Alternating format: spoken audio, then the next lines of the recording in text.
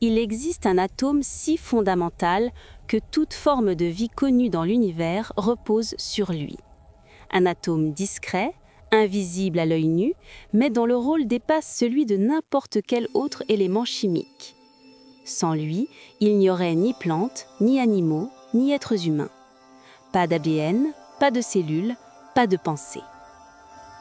Cet atome s'appelle le carbone. Depuis l'Antiquité, l'humanité utilise le carbone sans réellement le comprendre.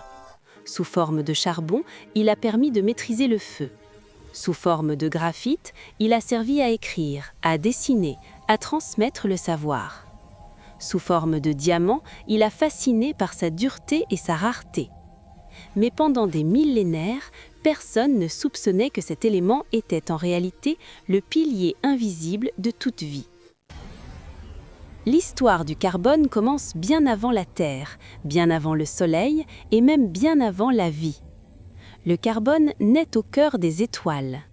Dans ces fours cosmiques où la température atteint plusieurs millions de degrés, des réactions de fusion nucléaire transforment l'hélium en carbone. Lorsque ces étoiles massives arrivent en fin de vie, elles explosent en supernova, projetant le carbone nouvellement créé dans l'espace interstellaire. Chaque atome de carbone présent dans ton corps aujourd'hui est le produit direct de la mort d'une étoile. Littéralement, nous sommes faits de poussière d'étoiles. Sur le plan atomique, le carbone est remarquablement simple. Il possède 6 protons dans son noyau, généralement 6 neutrons, et 6 électrons répartis autour de celui-ci. Pourtant, cette simplicité cache une propriété absolument unique. La configuration électronique du carbone lui confère 4 électrons de valence. Cela signifie qu'il peut former 4 liaisons covalentes stables avec d'autres atomes. Cette capacité, appelée tétravalence, permet au carbone de se lier non seulement à d'autres éléments, mais aussi à lui-même. C'est ici que réside son pouvoir extraordinaire. Le carbone peut former des chaînes linéaires, des structures ramifiées, des cycles fermés et même des architectures tridimensionnelles complexes. Aucun autre élément chimique ne possède une telle liberté de construction tout en restant stable. Le carbone existe également sous plusieurs isotopes.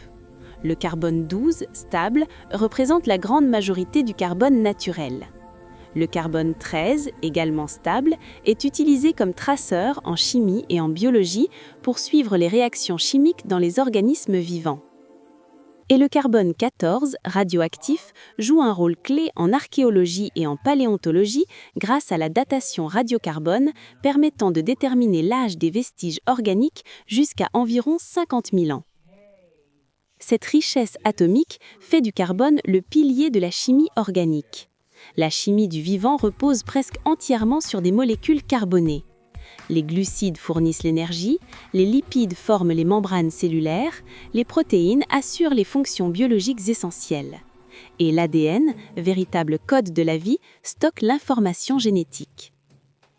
Toutes ces molécules ont un point commun. Elles sont construites sur des squelettes de carbone. Le carbone agit comme un alphabet moléculaire capable d'écrire une infinité de phrases chimiques. Même la respiration cellulaire, le processus qui permet à ton corps de produire de l'énergie, repose sur des réactions impliquant le carbone. À chaque seconde, dans chacune de tes cellules, des atomes de carbone sont transformés, déplacés et réarrangés pour maintenir la vie. Le carbone peut également exister sous différentes formes, appelées allotropes. Dans le diamant, les atomes de carbone sont liés dans une structure extrêmement rigide, ce qui en fait un matériau les plus durs connus. Dans le graphite, les atomes sont organisés en couches glissantes, ce qui le rend mou et conducteur d'électricité. Plus récemment, la découverte du graphène, une seule couche d'atomes de carbone, a ouvert la voie à des avancées majeures en nanotechnologie, en électronique et en médecine. À l'échelle de la planète, le carbone circule permanemment entre l'atmosphère, les océans, les sols et les êtres vivants. Ce cycle du carbone est l'un des grands régulateurs du climat terrestre.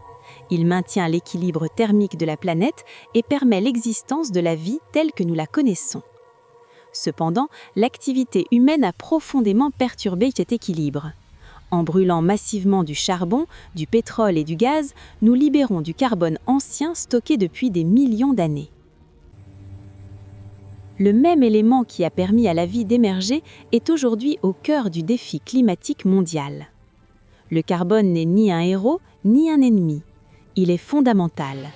Il est le lien invisible entre les étoiles, la matière et la vie. L'atome qui a appris à la matière comment devenir vivante.